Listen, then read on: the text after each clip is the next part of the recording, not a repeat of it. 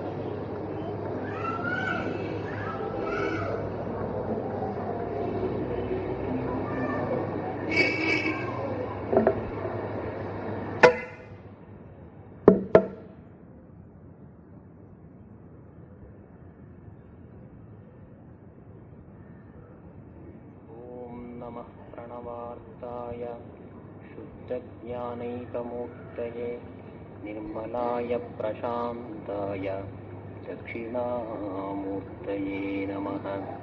शुद्धस्फटिकसङ्काशं शुद्धविद्याप्रदायकं शुद्धं पूर्णं चिदानन्दं सदाशिवमहं भजे।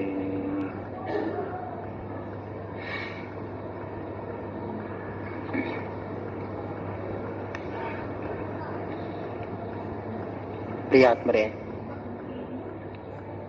ಇಂದಿನ ಕಾರ್ಯಕ್ರಮ ವೇದ ವಾಂಗ್ಮಯದಲ್ಲಿ ರುದ್ರನ ಹಿರಿಮೆ ಅನ್ನುವಂಥದ ಕುರಿತಾಗಿ 4 ವಿಷಯಗಳನ್ನು ತಮ್ಮ ಮುಂದೆ ಇಡ್ಲಿಕ್ಕಾಗಿ ನಾವು ಇಲ್ಲಿದ್ದೇವೆ. ಈ ರುದ್ರ ಅಂದ್ರೆ ಯಾರು, ಈ ವೇದದ ಹಿರಿಮೆ ಏನು, ವೇದದಲ್ಲಿ ರುದ್ರನ ಸ್ಥಾನ ಹೇಗಿದೆ, ಈ ಕುರಿತಾದ 4 ವಿಷಯಗಳನ್ನ ತಮಗೆ ತಿಳಿಸಲಿಕ್ಕಾಗಿ ಪ್ರಯತ್ನ ಪಡ್ತೇನೆ. ಮೊದಲು ರುದ್ರ ಅಂದ್ರೆ ಯಾರು, ಅದನ್ನ ಸ್ವರೂಪ ಏನು ಅನ್ನೋಕೊಂತ ವಿಚಾರ ಮಾಡೋಣ. ಋತು ದ್ರಾವಯತಿ ಇತಿ ರುದ್ರ ಅಂತ ನಿಶಬ್ದ ನಿಷ್ಪತ್ತಿಯಲ್ಲಿ ಹೇಳ್ತಾರೆ. ಋತು ಅಂತಂದ್ರೆ ದುಃಖವನ್ನ, ದ್ರಾವಯತಿ ನಾಶಪಡಿಸತಕ್ಕವನು ಅನ್ನೋಕೊಂಥದ್ದು ಸಾಮಾನ್ಯವಾಗಿ ಅರ್ಥವಾಗುತ್ತೆ. ವಿಶೇಷ ಅರ್ಥವನ್ನು ಗಮನಿಸಿದ್ರೆ ಮಿಥ್ಯೆಯಾದ ಜಗತ್ತನ್ನ ನಿತ್ಯ ಸತ್ಯ ಅಂತ ಹೇಳಿ ನಂಬಿ ಪ್ರಾಪಂಚಿಕ ವಿಚಾರಗಳಲ್ಲಿ ತೊಳೆದಾಡೋಕಂತದ್ದನ್ನ ಹೋಗಲಾಡಿಸುವಂತವನೇ ರುದ್ರ ಅನ್ನೋಕಂಥದ್ದು ಅರ್ಥೈಸಬಹುದಾಗಿದೆ. ಬ್ರಹ್ಮ, ವಿಷ್ಣು, ಮಹೇಶ್ವರ ಹೀಗೆ ತ್ರಿಮೂರ್ತಾತ್ಯಾತ್ಮಕವಾಗಿ ಸತ್ಯ, ಜ್ಞಾನ, ಅನಂತ ಬ್ರಹ್ಮಸ್ವರೂಪನು, ಸೃಷ್ಟಿ ಸ್ಥಿತಿ ಲಯಕಾರಿಯೂ ಆದಂತಹವನು ಶ್ರೀರುದ್ರ.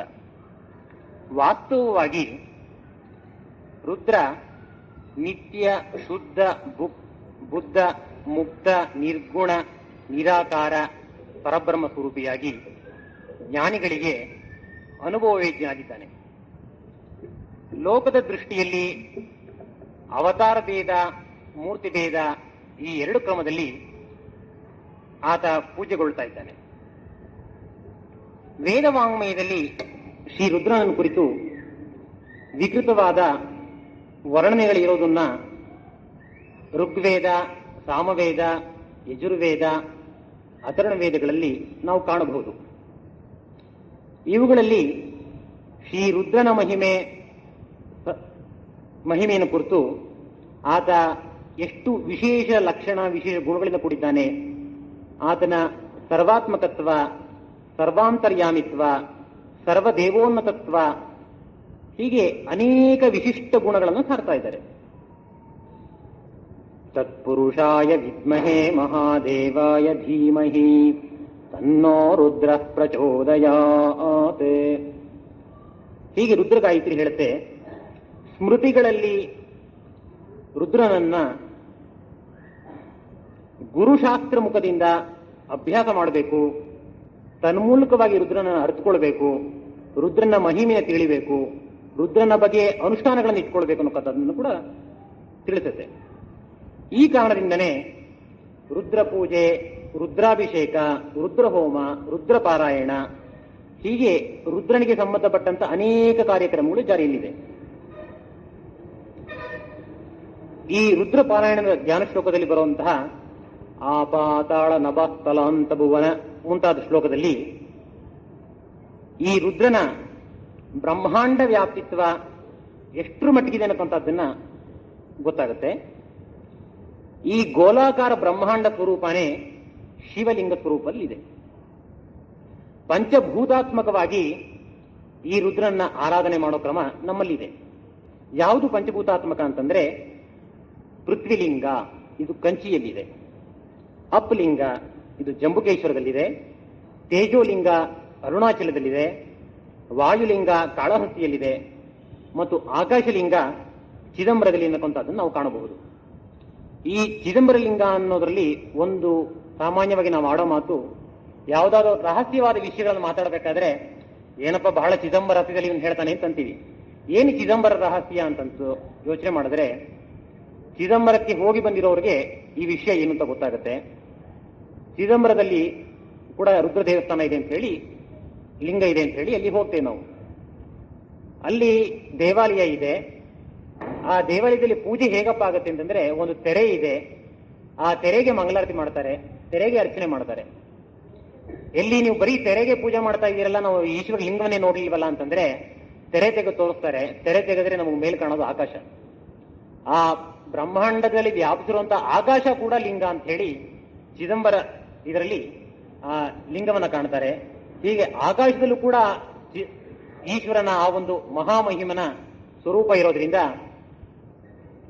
ಈ ರೀತಿಯಾದ ಆರಾಧನೆಯಿಂದ ಚಿದಂಬರ ಲಿಂಗರೂಪನಾಗಿ ಕೂಡ ಅಥವಾ ರಹಸ್ಯ ರೂಪನಾಗಿ ಕೂಡ ಅವನು ಆರಾಧನೆಗೊಳ್ತಾನೆ. ಮತ್ತೆ ದ್ವಾದಶ ಲಿಂಗಗಳು ಅತ್ಯಂತ ಪ್ರಖ್ಯಾತವಾಗಿದೆ ನಮ್ಮ ದೇಶದಲ್ಲಿ. ಅದು ಯಾವುದು ಅಂತ ವಿಚಾರ ಮಾಡೋದಾದ್ರೆ, ಸೌರಾಷ್ಟ್ರದಲ್ಲಿ ಸೋಮನಾಥ ಅಂತ ಹೇಳಿ, ಶ್ರೀಶೈಲದಲ್ಲಿ ಮಲ್ಲಿಕಾರ್ಜುನೇಶ್ವರ, ಉಜ್ಜಯಿನಿಯಲ್ಲಿ ಮಹಾಕಾಲ, ಓಂಕಾರನಾಥದಲ್ಲಿ ಅಮರೇಶ್ವರ, ಪರಲಿ ಇದು ಬಾಂಬೆ ಪುಣೆ ಹತ್ರ ಇದೆ, ಇಲ್ಲಿ ವೈದ್ಯನಾಥೇಶ್ವರ, ಡಾಕಿನಿ ಅನ್ನೋಂಥದ್ದು ರಾಜಸ್ಥಾನದಲ್ಲಿದೆ, ಇಲ್ಲಿ ಭೀಮಶಂಕರ ಅನ್ನೋಂಥ ಈಶ್ವರನ ಸ್ವರೂಪ, ಸೇತುವಿನಲ್ಲಿ ಅಂದ್ರೆ ರಾಮೇಶ್ವರದಲ್ಲಿ ರಾಮೇಶ್ವರ, ದಾರುಕಾವನದಲ್ಲಿ ನಾಗೇಶ, ವಾರಣಾಸಿಯಲ್ಲಿ ವಿಶ್ವೇಶ್ವರ, ಗೌತಮಿ ತಟದಲ್ಲಿ ಪ್ರಿಯಂಬಕ, ಹಿಮಾಲಯದಲ್ಲಿ ಕೇದಾರೇಶ್ವರ, ಯೇಲಾಪುರಿ ಕ್ಷೇತ್ರದಲ್ಲಿ ಕೃಷ್ಣೇಶ. ಹೀಗೆ ಅಖಂಡ ಭಾರತದಲ್ಲಿ ದ್ವಾದಶ ಲಿಂಗರೂಪಿಯಾಗಿ ರುದ್ರ ಭಗವಂತ ನಮ್ಮೆಲ್ಲರ ಸೇವೆಯನ್ನು ಸ್ವೀಕರಿಸ್ತಾ ಇದ್ದಾನೆ. ಈ ರುದ್ರನನ್ನ ವಿಶ್ವತಚಕ್ಷು ವಿಶ್ವತೋಮುಖ ಅಂತ ಹೇಳ್ತಾರೆ.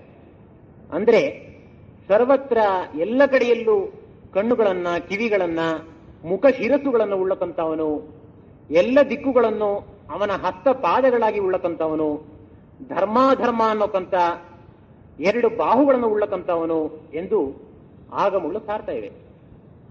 ಪುರಾಣಗಳಲ್ಲಿ ಈ ರುದ್ರನನ್ನ ಅಭಿಷೇಕ ಪ್ರಿಯ ಅಂತ ಹೇಳಿ ಕೊಂಡಾಡಿದ್ದಾರೆ. ಈ ಮಹಾಮಹಿಮಾತ್ಮನಾದಂಥ ಶ್ರೀ ರುದ್ರನ ಚಿತ್ರಣವನ್ನ, ರುದ್ರ ಇರೋಕಂತ ರುದ್ರಾಧ್ಯಾಯವನ್ನ ನಿಯಮ ಪುರಸ್ಸರವಾಗಿ ಪುನಶ್ಚರಣೆ ಮಾಡಿ ಹೋಮ ಯಜ್ಞಾದಿಗಳ ಅನುಷ್ಠಾನಗಳ ದ್ವಾರ ಸಂಪೂರ್ಣಗೊಳಿಸಿ ಲೋಕ ಕಲ್ಯಾಣಕ್ಕಾಗಿ ಅವನ ಅನುಗ್ರಹವನ್ನ ಯಾಚನೆ ಮಾಡಕ್ಕಂತಹದ್ದೇ ಈ ಮಹಾರುದ್ರ ಯಜ್ಞದ ಗುರಿಯಾಗಿದೆ. ಹೀಗೆ ರುದ್ರಾಧ್ಯಾಯದಲ್ಲಿ ಬರೋಕ್ಕಂತ ಸಕಲ ನಾಮಗಳು ಅಮೃತತ್ವದ ಕಡೆಗೆ ಹೋಗುತ್ತವೆ, ಅಮೃತಕ್ಕೆ ಸಮಾನವಾದಂತಹವು ಅಂತ ಹೇಳಿ ಉಪನಿಷತ್ತುಗಳು ಸಾರ್ತಾ ಇದೆ. ಈ ರುದ್ರನನ್ನ ಸಗುಣ ನಿರ್ಗುಣ ರೂಪವನ್ನ ಉಪಾಸನಾಕಾಂಡ ಮತ್ತು ಕರ್ಮಕಾಂಡಗಳಾಗಿ ಎರಡು ವಿಭಾಗದಲ್ಲಿ ನಾವು ಆರಾಧನೆಯನ್ನು ಮಾಡ್ತಾ ಇದ್ದೇವೆ. ಹೀಗೆ ಜ್ಞಾನಭೂತವಾಗಿ ಒಂದು ಕಡೆ, ಕರ್ಮಭೂತವಾಗಿ ಒಂದು ಕಡೆ, ಎರಡು ವಿಧದಲ್ಲಿ ನಾವು ಆರಾಧನಾ ಸ್ವರೂಪವನ್ನು ಇಟ್ಟುಕೊಂಡಿದ್ದೇವೆ. ಪ್ರಸ್ತುತ ಈ ರುದ್ರನ ಮಹಿಮೆ ಎಂತು, ಈ ರುದ್ರನ ಕುರಿತು ವೇದಗಳು ಏನು ಹೇಳುತ್ತವೆ, ವೇದಗಳಲ್ಲಿ ಈ ರುದ್ರದ ವೈಶಿಷ್ಟ್ಯತೆ ಏನು ಅನ್ನೋಕ್ಕಂತಹದ್ದು 4 ವಿಚಾರನ ಮುಂದೆ ನೋಡೋಣ.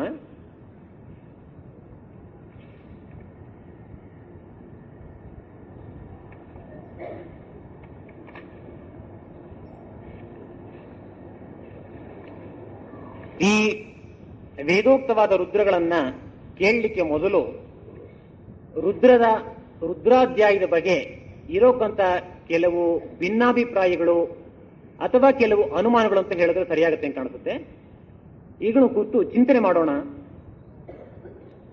ರುದ್ರ ಅಂತಂದ್ರೆ ಏನಪ್ಪಾ ಅಂತಂದ್ರೆ, ಇವತ್ತಿನ ಪ್ರಪಂಚದಲ್ಲಿ ಎಷ್ಟರ ಮಟ್ಟಿಗೆ ಹಾಸುಕ್ಕಾಗಿದೆ ಅಂತಂದ್ರೆ, ಯಜುರ್ವೇದದಲ್ಲಿ ಬರೋಕ್ಕಂತ ನಮಸ್ತೆ ರುದ್ರಮನ್ಯವ ಉತೋತ ಶಿವೆಯಿಂದ ಹಿಡಿದು ಜಂಬೇರಿಧಾಮಿ ತನಕ ರುದ್ರಾಧ್ಯಾಯ ಏನಿದೆ, ಇದೇ ರುದ್ರ, ಇದು ಬಿಟ್ರೆ ಬೇರೆ ರುದ್ರ ಇಲ್ಲ ಅನ್ನೋಕ್ಕಂತ ಭಾವನೆ ಅನೇಕರಲ್ಲಿದೆ. ಯಾಕೆಂದ್ರೆ ಒಬ್ರು ಮಿತ್ರರು ಪ್ರಶ್ನೆ ಮಾಡಿದ್ರು, ಈ ಕಾರ್ಯಕ್ರಮ ಏನು ಅಂತಂದ್ರೆ, ರುದ್ರನ ಬಗ್ಗೆ ಹೇಳೋದು ಅಂತಂದ್ರೆ, ನಮಸ್ತೆ ರುದ್ರಮನ್ಯರಕ್ಕಂತ ಸ್ತೋತ್ರವನ್ನ ಋಗ್ವೇದವರು ಋಕ್ಸ್ವರದಲ್ಲಿ, ಯಜುರ್ವೇದಲ್ಲೂ ಯಜುಸ್ವರದಲ್ಲಿ, ಸಾಮವೇದವರು ಸಾಮಸ್ವರದಲ್ಲಿ ಒಂದೇಯನ್ನೇ ಕುರಿತು ಹೇಳ್ತಾರೆ, ಬೇರೆ ಬೇರೆ ಅಸ್ತಿತ್ವವಿಲ್ಲ ಅಂತ ಹೇಳಿದ್ರು. ಅವರ ಅಭಿಪ್ರಾಯ ಎಷ್ಟು ಹುಸಿ, ಅವರ ವಿಷಯ ಜ್ಞಾನ ಎಷ್ಟು ವಿಶಾಲವಾಗಿದೆ ಅನ್ನಕ್ಕಂಥದ್ದು ತಿಳಿಸೋಕ್ಕೋಸ್ಕರವಾಗಿ ಈ ಮಾತನ್ನು ಹೇಳ್ತಾ ಇದ್ದೇನೆ.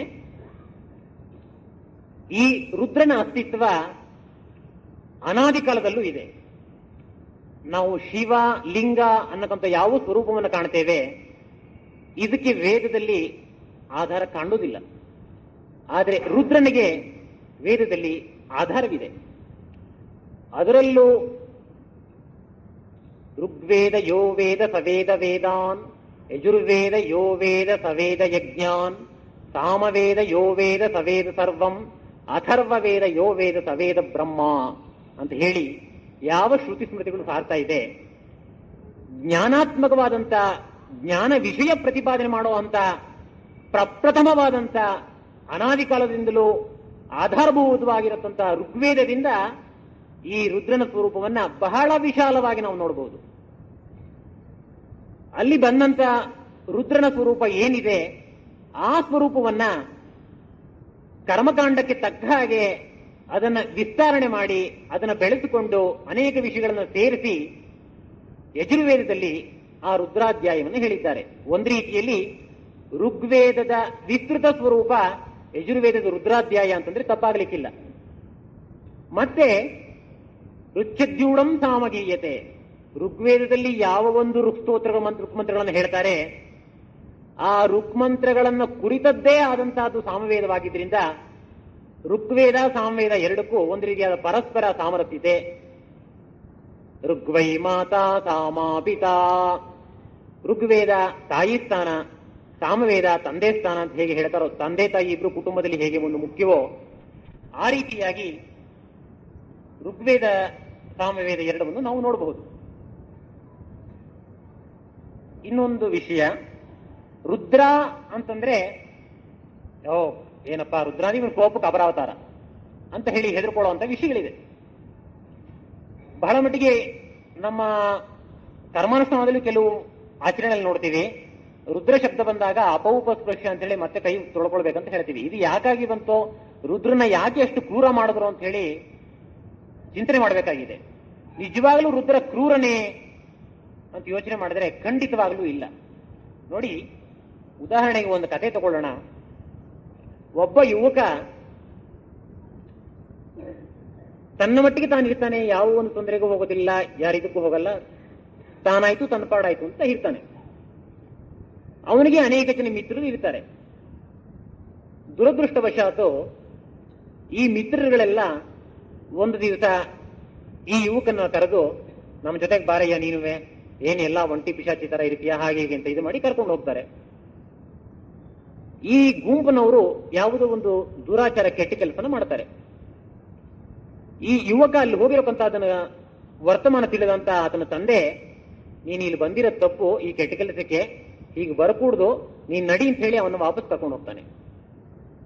ವಾಪಸ್ ಕರ್ಕೊಂಡೋಗಿ ಮನೆಯಲ್ಲಿ ಆ ಯುವಕನಿಗೆ ಖಂಡಪಟ್ಟಿ ಬೈತಾನೆ. ನೀನು ಹೀಗೆಲ್ಲ ದುಷ್ಟ ಜನಗಳ ಸಾಹಸ ಮಾಡಿದ್ಯಾ, ದುಷ್ಟವ್ರ ಜೊತೆ ಹೋಗ್ತಾ ಇದೀಯಾ, ಯಾಕೆ ಹೋಗ್ಬೇಕು, ನೀನು ಅವ್ರ ಜೊತೆ ಯಾಕೆ ಹೋದೆ, ಅದರಿಂದ ಆಗೋಂತ ಉಪಯೋಗ ಏನು, ಇದು ಮಾಡಿದ ತಪ್ಪು ಹಾಗೆ ಅಂತ ಹೇಳಿ ಬಹಳ ಹುಡುಗನ ಛೇಡಿಸ್ತಾನೆ. ಆ ಯುವಕನಿಗೆ ಬಹಳಷ್ಟು ಬೇಸರ ಆಗತ್ತೆ. ನನ್ನ ಮಿತ್ರರು ಕರೆದ್ರು ನಾನು ಹೋದೆ, ಆದ್ರೆ ಅಷ್ಟಕ್ಕಾಗಿ ನನ್ನ ತಂದೆ ನಾನು ಇಷ್ಟರ ಮಟ್ಟಕ್ಕೆ ಬೈದನಲ್ಲ, ಎಂತ ಇವನು, ಎಂತ ಉಗ್ರ ಅಂತಂದೆ, ಎಷ್ಟು ಕೋಪಿಷ್ಟ ಇವನು, ಅಕಸ್ಮಾತ್ ಹೋಗಿದ್ದಕ್ಕೆ ಏನಾಗ್ಬಿಡ್ತು ಹಾಗೆ ಅಂತೇಳಿ ಬಹಳಷ್ಟು ಬೇಜಾರು ಮಾಡ್ಕೊಂಡು ನೊಂದ್ಕೊಂಡು ತಂದೆಯನ್ನು ಬೇಸರ ಮಾಡ್ಕೊಳ್ತಾನೆ. ತಂದೆಯಲ್ಲಿ ಅತ್ಯಂತ ಉಗ್ರ ಸ್ವರೂಪವನ್ನು ಕಾಣ್ತಾನೆ. ತನ್ನ ತಂದೆ ರಾಕ್ಷಸನಿಗಿಂತ ಹೆಚ್ಚು ಅನ್ನೋ ಸ್ವರೂಪವನ್ನು ಕಾಣ್ತಾನೆ. 4-6 ದಿನಗಳ ನಂತರ ಈ ವಿಷಯ ಯಾವ ಒಂದು ಅಚಾತುರ್ಯ ನಡೆದಿರುತ್ತೆ, ಆ ಅಚಾತುರ್ಯದಲ್ಲಿ ಸಂಬಂಧಪಟ್ಟಂತ ಈ ಯುವಕನ ಧ್ವನಿಮಿತ್ರರನ್ನ ಆರಕ್ಷಕರು ಮತ್ತಾರೋ ಕರ್ಕೊಂಡು ಹೋಗಿ ಶಿಕ್ಷೆಗೆ ಒಳಪಡುತ್ತಾರೆ. ಆ ಅತ್ಯಂತ ದಾರುಣವಾದ ಶಿಕ್ಷೆಯನ್ನು ಅವರು ಕೊಡ್ತಾರೆ. ಆಗ ಹುಡುಗ ಯೋಚನೆ ಮಾಡ್ತಾನೆ, ಅಬ್ಬಾ, ನಮ್ಮ ತಂದೆ ಇವತ್ತು ನನ್ನ ಅಲ್ಲಿಂದ ಕರ್ಕೊಂಡು ಬರದೆ ಹೋಗಿದ್ರೆ ನಾನು ಕೂಡ ಈ ಆರಕ್ಷಕರ ಜೊತೆ ಈ ಪೊಲೀಸ್ನವರ ಆತಿಥ್ಯ ಸ್ವೀಕರಿಸಬೇಕಾಗಿತ್ತು. ಇವ್ರ ಜೊತೆ ನನಗೂ ಕೂಡ ಕಷ್ಟ ಆಗ್ತಾ ಇತ್ತು. ನನ್ನ ತಂದೆ ಎಂತ ಒಳ್ಳೆ ಕೆಲಸ ಮಾಡ್ದ, ಅವ್ನು ನಾನು ಕರ್ಕೊಂಡ್ ಬರದೆ ಹೋಗಿದ್ರೆ ಇವತ್ತು ನಾನು ಬೀದಿಲೆಲ್ಲ ಪ್ರದರ್ಶನ ಮಾಡ್ಕೊಂಡು ನಾನು ಜೈಲಿಗೆ ಹೋಗೋ ಪರಿಸ್ಥಿತಿ ಬರ್ತಾ ಇತ್ತಲ್ಲ. ನನ್ನ ತಂದೆ ಎಂತ ಒಳ್ಳೆ ಕೆಲಸ ಮಾಡ್ದ ಅಂತ ನೋಡಿ. ಒಬ್ಬನೇ ಯುವಕ ಒಂದೇ ಕಾರ್ಯಕ್ರಮ ಎಷ್ಟರ ಮಟ್ಟಿಗೆ ಭಿನ್ನ ಭಿನ್ನ ವ್ಯತ್ಯಾಸಗಳನ್ನು ಕಾಣ್ತಾರೆ. ಅದೇ ತಂದೆಯನ್ನ ಹೇಳ್ದ, ಮೊದಲು ನನ್ನ ತಂದೆ ರಾಕ್ಷಸನ ಹಾಗೆ ಪಿಶಾಚಿ ಹಾಗೆ ಅವತಾರ ಮಾಡ್ದ, ಅಷ್ಟರ ಮಟ್ಟಿಗೆ ನಾನು ಛೇಡಿಸ್ದ ಅಂತ ಹೇಳ್ದ. ನಂತರ ಹೇಳ್ದ, ನನ್ನ ತಂದೆ ಎಂತ ಒಳ್ಳೆಯವನು, ಎಷ್ಟು ಮಟ್ಟಿಗೆ ನನ್ನ ರಕ್ಷಣೆ ಕೊಟ್ಟ, ಎಷ್ಟು ಮಟ್ಟಿಗೆ ಪೋಷಣೆ ಮಾಡ್ದ. ಹಾಗೆ ಈ ಭಗವಂತ ಪೋಷಕ, ರಕ್ಷಕ ಎಲ್ಲವನ್ನೂ ಮಾಡ್ತಾನೆ. ಆದ್ರೆ ನಾವು ಯಾವಾಗ ತಪ್ಪುಗಳನ್ನು ಮಾಡ್ತೇವೆ, ತಪ್ಪು ಮಾಡ್ತಾರೆ ಶಿಕ್ಷೆ ಮಾಡೇ ಮಾಡ್ತಾನೆ. ಅದು ಪ್ರತಿಯೊಬ್ಬರಿಗೂ ಗೊತ್ತಿರುವಂತ ವಿಷಯ, ಪ್ರತಿಯೊಬ್ಬರು ಸಾಮಾನ್ಯರಿಗೂ ತಿಳಿದಂತ ವಿಷಯ. ಮನೆಯಲ್ಲಿ ತಾಯಿ ಮಗುನು ಎಲ್ಲಿ ತನಕ ಸಮಾಧಾನ ಅಲ್ಲಿ ತನಕ ಸಮಾಧಾನ ಮಾಡ್ತಾಳೆ. ಹೆಚ್ಚಿಗೆ ಗಲಾಟೆ ಮಾಡಿದಾಗ ಅದಕ್ಕೆ ಹೊಡೆದೋ ಗದ್ರಸೋ ಏನೋ ಮಾಡಿ ಅದನ್ನು ಸಮಾಧಾನ ತರ ಪ್ರಳಯ ಪಡ್ತಾಳೆ. ಆದ್ರೆ ತಾಯಿ ಕೆಟ್ಟವಳೆ ಖಂಡಿತವಾಗ್ಲೂ ಇಲ್ಲ. ಮಮಕಾರ, ಪ್ರೀತಿ, ವಿಶ್ವಾಸ ಏನಿದೆ ಅದು ಖಂಡಿತವಾಗ್ಲೂ ಇದ್ದೇ ಇರುತ್ತೆ. ಹಾಗೆ ಈ ರುದ್ರನ ಸ್ವರೂಪ ಎಲ್ಲ ಮುಖದಲ್ಲೂ ಇದೆ. ನಾವು ಆ ರುದ್ರನ ಸತ್ವಗುಣ, ಸಾತ್ವಿಕ ಪ್ರಧಾನತೆಗಳನ್ನ ಹೆಚ್ಚಿಗೆ ಗಮನಿಸದೆ ರುದ್ರನ ಅತ್ಯಂತ ಕ್ರೂರ ಮೂರ್ತಿಯಾಗಿ ಮಾಡಿಟ್ಟಿದ್ದೇವೆ. ಯಾಕೆ ಅನ್ನೋದು ಬಹಳ ಚಿಂತಿಸಬೇಕಾಗಿದೆ. ನೋಡಿ, ಡಾಕ್ಟರ್ ಆಗಿರೋಕೊಂತವನು, ಒಬ್ಬ ಸರ್ಜನ್ನು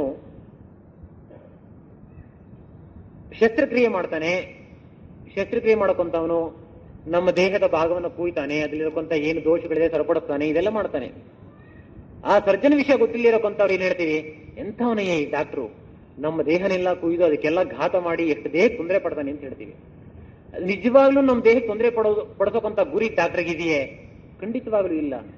ನಮ್ಮ ದೇಹದಲ್ಲಿ ಇರೋಕ್ಕಂತ ಯಾವ ತೊಂದರೆಗಳಿದೆ, ಯಾವ ದೋಷಗಳಿದೆ, ಆ ದೋಷಗಳನ್ನ ಸರಿಪಡಿಸಿ ನಮಗೆ ಒಳ್ಳೆ ಉಪಕಾರ ಮಾಡ್ಲಿಕ್ಕಾಗಿ ಅವನು ಶಸ್ತ್ರಕ್ರಿಯೆ ಮಾಡ್ತಾನೆ ಹೊರತು ತೊಂದರೆ ಮಾಡ್ಲಿಕ್ಕೆ ಡಾಕ್ಟರ್ ಶಸ್ತ್ರಕ್ರಿಯೆ ಮಾಡೋದಿಲ್ಲ. ಹಾಗಾದ್ರೆ ಡಾಕ್ಟರ್ ಕೆಟ್ಟವನೇ? ಇದನ್ನ ವಿವೇಚನೆ ಮಾಡಬೇಕು. ಈ ರೀತಿಯಾಗಿ ರುದ್ರನ ಸ್ವರೂಪವನ್ನ, ರುದ್ರ ಅಂತಂದ್ರೆ ನಾವು ಅವನೇನೋ ಹೆದರ್ಕೊಳ್ಳುವಂತಹದ್ದು ಕ್ರೂರ ಮೂರ್ತಿ ಅನ್ನೋಕ್ಕಂಥದ್ದನ್ನ ಕಾಣಬಾರ್ದು. ಬಹಳ ಸತ್ವ ಪ್ರಧಾನವಾದಂತ ಭಗವಂತ ಅಂತ ಹೇಳಿ ಹೇಳ್ಬೋದಾಗಿದೆ. ಮತ್ತೆ ಈ ವೇದಗಳಲ್ಲಿ ಅತ್ಯಂತ ಪುರಾತನವಾದಂತ ಪ್ರಥಮತಃ ಬಂದಂತ ಋಗ್ವೇದದಲ್ಲಿ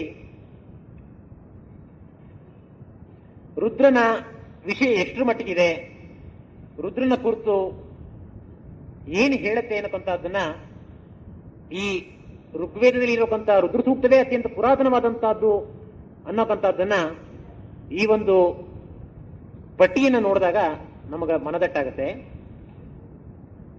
ನೋಡಿ, ಋಗ್ವೇದದಲ್ಲಿ ಕೇವಲ ರುದ್ರ ಶಬ್ದ 29 ಸಾರಿ ಪ್ರಯೋಗವಾಗಿದೆ. ರುದ್ರ, ರುದ್ರಸ್ಯ, ರುದ್ರಾಣಾಂ ಮುಂತಾಗಿ ರುದ್ರ ಸಂಬಂಧಿತವಾದ ಶಬ್ದ 146 ಸತಿ ಪ್ರಯೋಗವಾಗಿದೆ. ಮತ್ತೆ ಯಾವ ವೇದದಲ್ಲೂ ಇಷ್ಟು ಸಂಖ್ಯೆಯಲ್ಲಿ ರುದ್ರ ಶಬ್ದ ಪ್ರಯೋಗವಾಗಿಲ್ಲ. ಅದೇ ಯಜುರ್ವೇದದಲ್ಲಿ 71 ಸಾರಿ ರುದ್ರ ಶಬ್ದ ಪ್ರಯೋಗವಾಗಿದೆ. ಸಾಮವೇದದಲ್ಲಿ 9 ಸಾರಿ ಪ್ರಯೋಗವಾಗಿದೆ. ಅಥರ್ವಣ ವೇದದಲ್ಲಿ 53 ಸಾರಿ ರುದ್ರ ಶಬ್ದ ಪ್ರಯೋಗವಾಗಿದೆ. ಈ ರುದ್ರ ಶಬ್ದದಿಂದ ಋಗ್ವೇದದಲ್ಲಿ 2 ಋಕ್ಕುಗಳು ಪ್ರಾರಂಭವಾಗುತ್ತೆ. ಯಜುರ್ವೇದದಲ್ಲಿ ಒಂದೇ ಒಂದು ಋಕ್ಕು ರುದ್ರ ಶಬ್ದದಿಂದ ಪ್ರಾರಂಭವಾಗುತ್ತೆ. ಸಾಮವೇದದಲ್ಲಿ ಇಲ್ಲ. ಅಥರ್ವಣ ವೇದದಲ್ಲಿ 5 ಋಕ್ಕುಗಳು ಈ ರುದ್ರ ಶಬ್ದದಿಂದ ಪ್ರಾರಂಭವನ್ನು ಕಾಣುತ್ತದೆ. ಈ ಋಗ್ವೇದದಲ್ಲಿ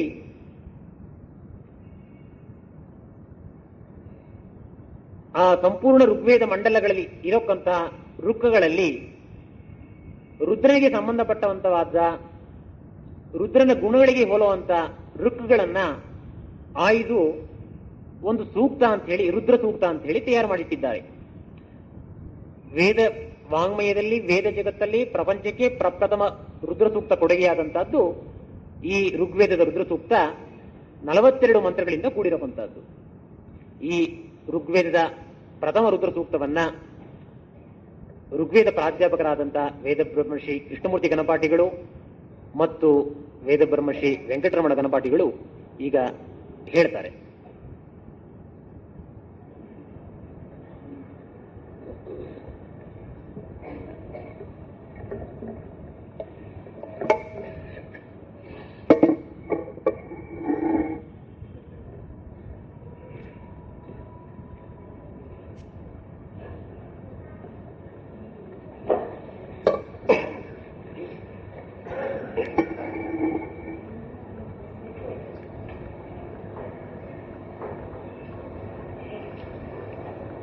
ಓಂ ಕಚ್ಛ್ರಾಯ ಪ್ರಕೇತಸೇ ದೇವಸ್ತಮಾಜ ಸಂಯಸೇ ಓಚೇ ಭಕ್ಷಂತವಂ ಹೃದೇ ಯಥಾ ನೋ ಅದಿತಿ ಕದತ್ಪಶ್ಯೇ ವೃದ್ಧೋ ಯಥಾ ಕವೇ ಯಥಾ ತೋಕಾಯ ರುದ್ರಿಯಂ ಯಥಾ नो मित्रो वरुणो यथा रुद्रचिकेतति यथा विश्वे सजोषसः गाथपतिम् मेधपतिम् रुद्रम् जलाशभेषजम् तच्छंयो सुम्नमीमहे शुक्र इव सूर्यो हिरण्यमिव रोचते श्रेष्ठो देवानां वसोः शन्नः करत्यौवते सुखं मेषाय मेष्ये नभ्यो नारिभ्यो गवे अस्मेतो भश्रियमधिनिधेहि शतस्य दृढाम् महेश्वस्तु विब्रह्मन् मानः सोमपदिबाधो मारातयो जोरन्ता आन इन्दो वाजे भजा यास्ते प्रजा अमृतस्य परस्मिन् भावन् ऋतस्य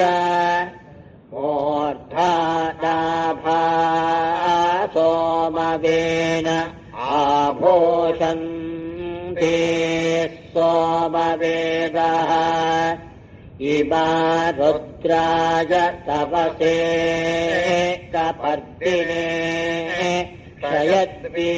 क्षयद्वीराय प्रभरामहे मतीः यथा शमसद्विपदे चतुष्पदे विश्वम् पुष्टङ्ग्रामे अस्मिन्नदातुरम् मृळानो रुद्रोतनो वयस्कृति क्षयद्वीराय तपसा विधेमते यच्छन्त योश्च मनुरा ये ये पिता तदस्याभ तव रुद्र प्रणीतिशो अस्यापते स्वपतिम् देव यज्ञया क्षयद्वीरस्य तव रुद्रमेभः सुम्नायन्निद्विषो अस्माकमाचरानिष्टवीरा जुहवामते हविः तेषं वयम् रुद्रयज्ञसाधम् वङ्कम् कविमवसे निःप्रयामहे आरे अस्मद्दैव्यम् हेरो अस्यतो सुमतिमिद्वयमस्यावृणीमहे दिवो वधाः मधुशङ्कपर्दिनम् केशम् रूपम् नमसा निह्वयामहे हस्ते बिभ्रद्वेष प्रजावार्याभिशर्म मच्छर्ति तस्मग्रह्यं ततो इदं पित्रे मरुतामुच्यते वच स्वादो स्वादीयो रुद्राज वर्धनम् रास्वाचनो अमृतमर्थभोजनम् त्वने शोकाय तनजाय मृळा मानो महान्त मुतमानो अर्भकम् मान उक्षन्त मुतमान उक्षितम् मानो बधे पितरम् मोत मातरम् मान प्रिया तन्वो रुद्ररीरिषः मान तोके तनये माद आजौ मानो गोषो मानो अश्वेषु रीरिषः वीराङ्मानो रुद्रभामितो वधीर हरिष्मन्त सदपित्वा हवामहे उपते स्तोमान् पशुपा इवातधम्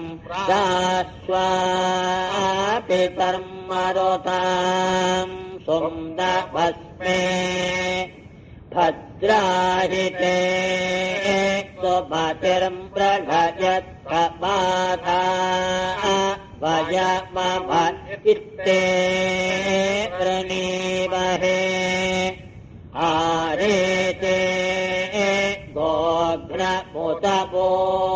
गोघ्नमुतपोरुषघ्नम् क्षयद्वीर सुम्नभस्मेते अस्तो मृळा च नो अधि च ब्रोहि देवाधा च न शर्म यच्छत् विपर्हा अवोचा नमो अस्मा अभस्य वश्रुणोतु नो हवम् रुद्रो मरुत्वाद तन्नो मित्रो वरुणो मामहन्ता मदिति सिन्ध पृथिवी उत द्यौः आते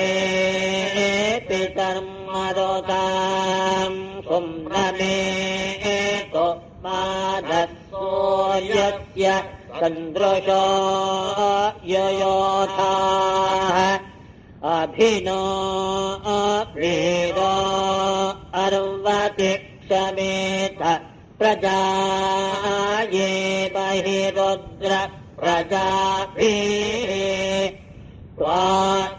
त्वादत्तेभिः रुद्र सङ्गमेभिः शतम् इमा अशीय भेषजेभिः व्या अस्मद्वेषो वितरम् व्यम्हो व्यमीवाश्चादयस्वा विशोति श्रेष्ठो जातस्य रुद्रश्रियाति तवस्तवसाम् वज्रबाहो वर्षिण पारमंहस स्वस्ति विश्वा अभीति तपतो योयोधि मा त्वा रुद्रचक्रोधा नमो ब्रह्मादुष्टोति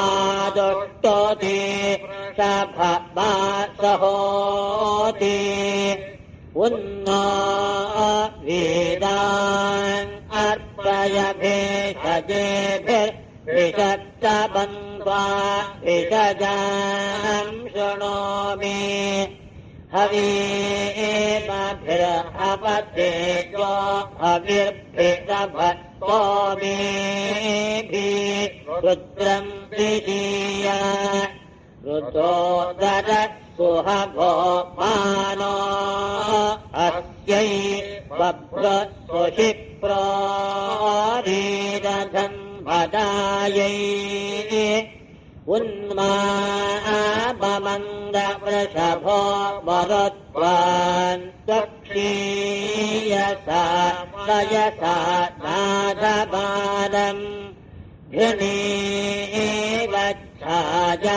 पदपा अशीया विवासेयम् रुद्रस्य सुम्रम् क्वा अस्य ते रुद्रप्रणया कुरु हस्तो यो अस्ति भेषजो जलाशः अपभर्तारपसो दैव्यस्याभीनुमा वृषभचक्षवीथाः प्रबभ्रवे वृषभायश्वितीके महो महीम् स्वस्तुतिमीरयामि नमस्याकल्मलेकिदम् नमोभिर्गृणीपसि भेषम् रुद्रस्य नाम स्थिरे भिरङ्गैः पुरोप उग्रो बभ्रशुक्रेभिः पिबिषे हिरण्यैः ईशानादस्य भुवनस्य भोरेर्नवा ओयोष रुद्राद सूर्यम् अरहन् बिभर्षि सायकामिधन्वारहन् निष्कञ्यजतम् विश्वरूपम् अरहन् निदम् दयसे विश्वमभ्वम् नवा ओजीयो रुद्र त्वदस्ति स्तोहि स्तुतम् कर्त सदैयुवादम् मृगम् न भीममुपहत्वोग्रम् मृणायदित्रे रुद्रस्तवादोऽन्यन्ते अस्मम् निवपन्तो सेनाः कुमारश्चित्पितरम् वन्दबाधम् प्रतिनादामरुद्रोपयन्तम् भोरे दातारम् सत्त्वतिङ्गृणीरे सुतस्त्वम् भेषजास्यस्मे यावो भेषजा मरुतः शुचीर्याचन्तवा वृषणो यावयो भो याधिमधो रव्रणीता विताधत्तायन्तयोस्य रुद्रस्य वश्मे परिणो हेति रुद्रस्य वृद्ध्या परिवेदस्य त्वम्भतिर्महीकातो अवस्थिता मघवज्रस्तनुष्वमेध्वस्तोकाय तनयाय प्रला एवा बभ्रो वृषभचेकिताध यथा देवकृणेशेनहम्ने अवनशृण्णो रुद्रेहपोदि बृहद्वदेन विदथे सुवीराः इमा रुद्राय स्थिरधन्वने गिराः क्षिप्रेशवे देवाय स्वधाम्ने अशालाय सहमानाय वेदसे ऋग्मायोधाय भरता शृणोतु नः स हि क्षयेद क्षम्यस्य जन्मन साम्राज्येन दिव्यस्य एतति अवन्नवन्ति रूपधो दुरश्चरानपीवो रुद्रजासुनो भव याते विद्युतवसृष्टा दिवस्परि स्वया चरति पधिमारक्तुनः सहस्रन्ते स्वपि वातमेषजा माद तोकेषु ततयेषु रीरिषः मानो वधीरुद्रमापराधा माते भोभ प्रसितौ ईरितस्य आनो भज परिभिः एव शंसे योऽयं पाद स्वस्तिभिः सदा नः। ॐ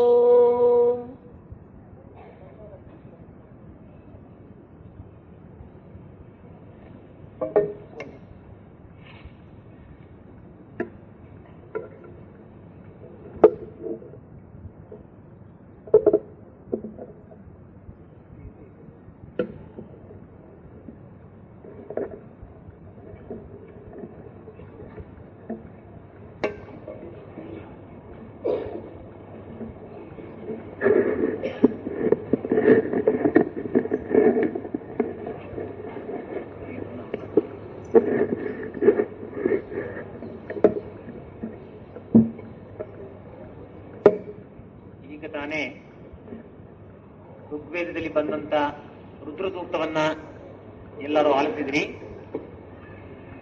ಇನ್ನ ಯಜುರ್ವೇದದ ಎರಡು ಮುಖ್ಯ ಪ್ರಕಾರವಾದಂತ ಶುಕ್ಲ ಯಜುರ್ವೇದ ಮತ್ತು ಕೃಷ್ಣ ಯಜುರ್ವೇದದಲ್ಲಿ ಈ ರುದ್ರ ಸೂಕ್ತ ಹೇಗೆ ಬರುತ್ತೆ ಅನ್ನೋಂಥದ್ದನ್ನ ಕೇಳೋಣ. ಶುಕ್ಲ ಯಜುರ್ವೇದದ 2ನೇ ದಶಕ 7ನೇ ಅಧ್ಯಾಯ 8ನೇ ಅನುವಾಕದಲ್ಲಿ ಸುಮಾರು 64 ಮಂತ್ರಗಳಿಂದ ಕೂಡಿರುವಂತಹದ್ದು ರುದ್ರ ಸೂಕ್ತವಾಗಿದೆ. ಈ ಶುಕ್ಲ ಯಜುರ್ವೇದದ ರುದ್ರ ಸೂಕ್ತವನ್ನ ವೇದ ಬ್ರಹ್ಮಶ್ರೀ ವಿದ್ವಾನ್ ಜಯರಾಮಾಚಾರ್ಯರು ಮತ್ತು ವೇದ ಬ್ರಹ್ಮಶ್ರೀ ವಿದ್ವಾನ್ ಶ್ರೀನಿವಾಸ ಮೂರ್ತಿಗಳು ಈಗ ಪಾಠ ಮಾಡ್ತಾರೆ.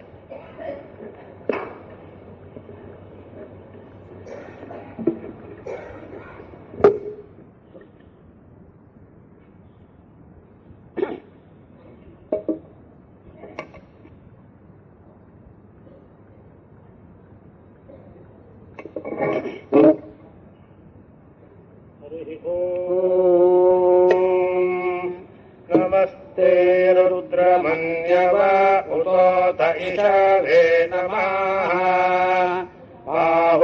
बाहुभ्यामुदते नमः याते रुद्रशिवा तनूरघोरापापकाशिनी तया नस्तन्वाचन्तमया गिरीशन्ताभिचाकशीः यामिषुम् गिरिशन्तहस्ते विवर्षस्तवे शिवाङ्गिरित्रताङ्को रुपाहिज्ञे पुरोषम् जगत् शिवेन वचसा त्वा गिरिशाक्षा वदामसि यथा नः सर्वमित्यगदयक्ष्मज्ञ सुमना असत् अध्यावोचदधिवक्ता प्रथमो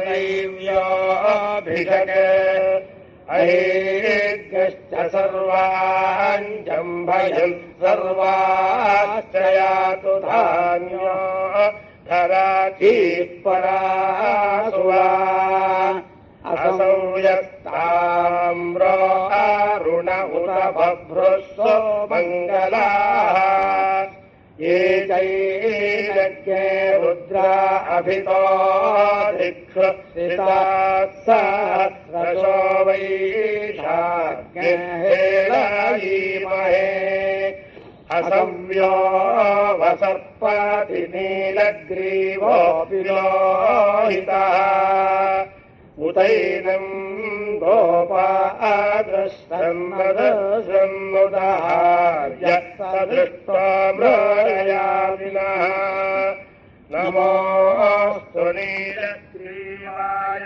सहस्राक्षाय मीलुषे अथो ये अस्य सत्त्वानो हन्तेभ्यो करन्नमः प्रमुञ्चन्वनस्त्वमुभयोराम्योज्याम् याश्च ते हस्त इषवः पराता भागवो वपा विद्यन्धनः कपर्दितो विशल्यो बाणवामुत अनेशन्नस्य या इषव आभुरस्य निषङ्गतिः परितेधन्वनो हेतिरस्मान् व्रणक्तो विश्वतः अथो य ईशुधिस्तवारे अस्मन्निधेहितम्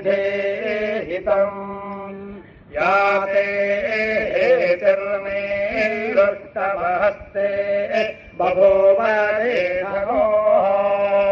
तयास्मान् विश्वतस्त्वम